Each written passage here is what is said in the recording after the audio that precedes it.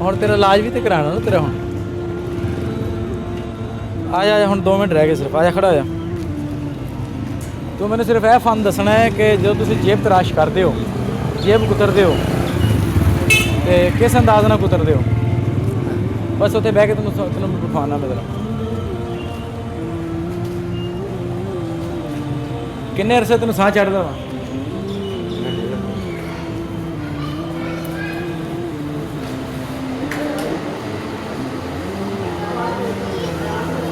इधर बैठ जाए, एक बंदा इधर इधर खड़ा हो जाए, एक बंदा मेरे साथ आ जाए। हाँ भी, क्या नाम है तुम्हारा? हाँ ऊँची बोलना जरा।